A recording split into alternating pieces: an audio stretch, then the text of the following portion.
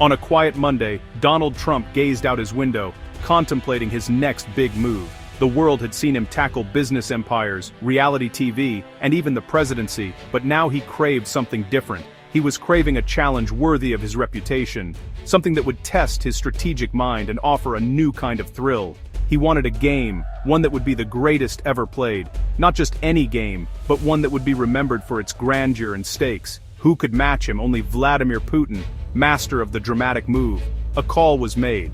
Putin answered, intrigued by the unusual proposal. The proposal was simple yet audacious, a long-distance, high-stakes Jenga match. A game of balance and nerves, perfect for two leaders known for their calculated risks. Each would build a tower, Trump's in Mar-a-Lago, Putin's in the Kremlin. The grandeur of their settings added to the spectacle.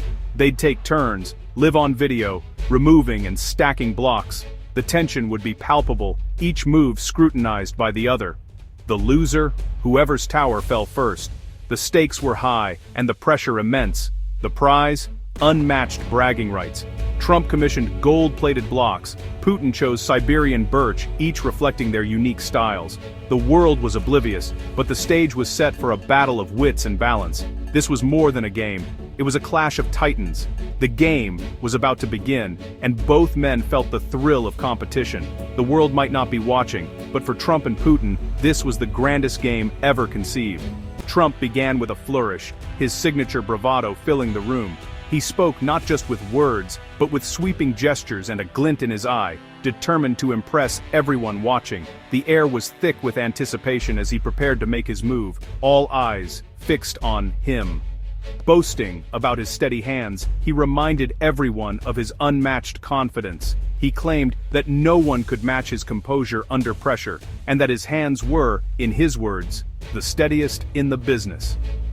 The audience couldn't help but watch, half in awe, half in suspense. He circled his golden tower, eyeing a block at the bottom, a risky move that drew gasps from the crowd. The golden reflection of the tower seemed to shimmer with possibility, as if daring him to take the chance. The tower wobbled, teetering on the edge of collapse, but Trump switched tactics at the last second.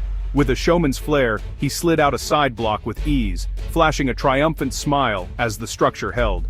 He placed it atop the tower, declaring it a perfect placement, even as the structure leaned precariously. "That's how you do it," he announced, basking in the attention, as the tower swayed but did not fall. "It's European," he quipped, admiring his work and brushing off any concerns about the tower's tilt. The room erupted in laughter, but the tension remained. Putin's turn was the opposite, silent, precise, efficient. He didn't need to boast or draw attention, his focus was absolute, his movements calculated. He removed a middle block from his birch tower, placed it on top and sat back, unfazed. His calm demeanor contrasted sharply with Trump's theatrics, and the room fell silent, watching his every move. Trump's tower leaned with flair, Putin stood straight and tall. The difference between the two was striking, one tower a testament to bravado, the other to discipline. The contrast was clear. One showman, one strategist. Each man's approach revealed more than just their game strategy.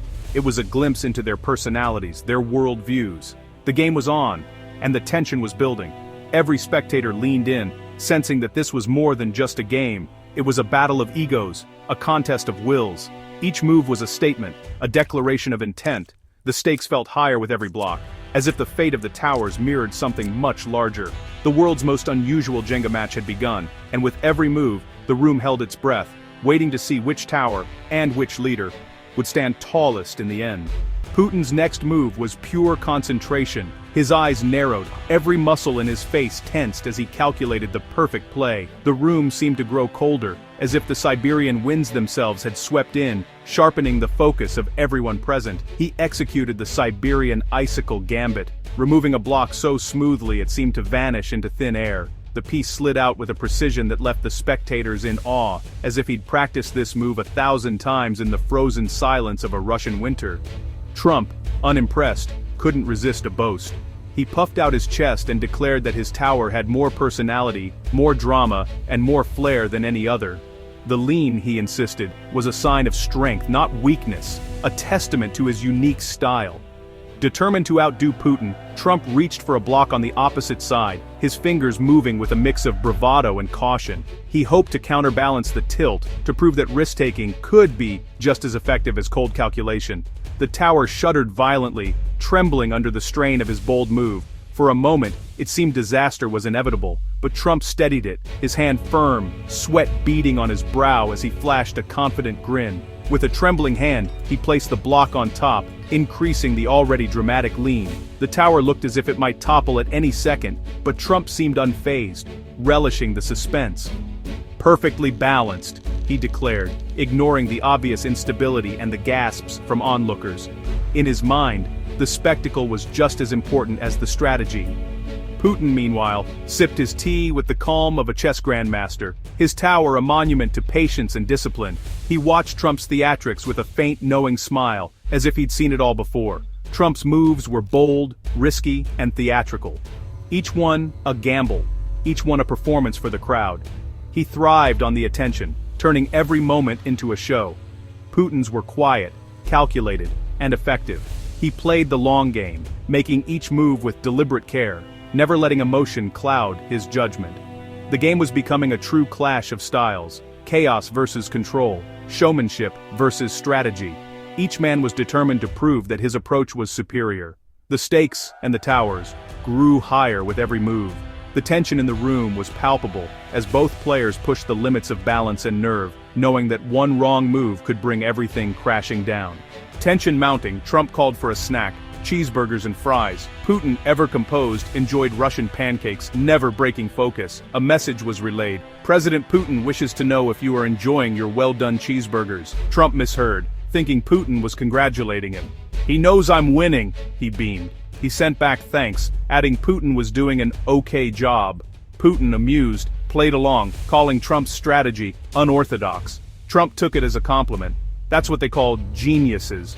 The snack break became a comedy of miscommunication and mutual admiration. Both leaders, lost in translation, believed they were being praised. The game paused, but the rivalry, and the misunderstandings, only grew. The next round promised even more chaos. Fueled by burgers and perceived praise, Trump returned to the game fries and ketchup in hand. Attempting a move while multitasking, he shook the ketchup bottle, forgetting the cap. Ketchup erupted, splattering the golden tower, making the block slick and sticky. Silence fell, as everyone stared at the red-streaked structure. Trump called it tactical lubrication, a new strategy. Attempts to clean it only made things worse. The Trump Tower of Triumph was now a sticky, precarious mess. Putin, amused, sent a one-word message. Interesting. Trump, undeterred, claimed he was playing four-dimensional Jenga. The ketchup had changed the game, literally. The next move would require nerves of steel. The Golden Tower, now slick with ketchup, teetered on the brink. Trump approached with newfound caution, treating the tower like a bomb. He chose a block away from the ketchup, nudging it gently. The tower groaned, leaning further. Trump froze, hand on the block, afraid to move. Putin watched, his own tower tall and stable. Sensing Trump's predicament, Putin paused his turn, offering a silent gesture of sportsmanship. The standoff was tense, one man versus his own creation. The absurdity of the situation was clear to both. The game had become a battle of patience and pride. The next move could end it all.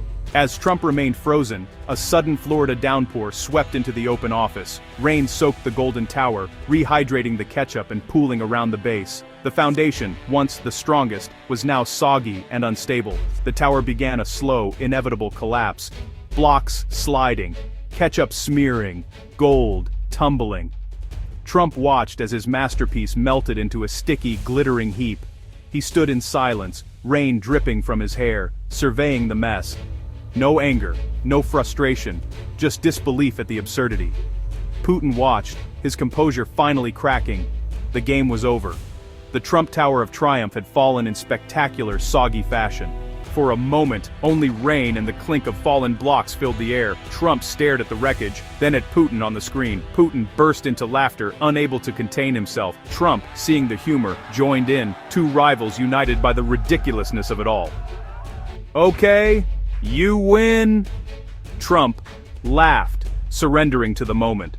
Putin, still chuckling, called it a memorable game. The real prize wasn't victory, but shared laughter at a spectacular mess. The call ended, but the story lingered. A reminder that sometimes, the best connection is through comedy, not competition. This was a fictional parody, crafted for fun. In the end, the grandest game ever played was also the silliest.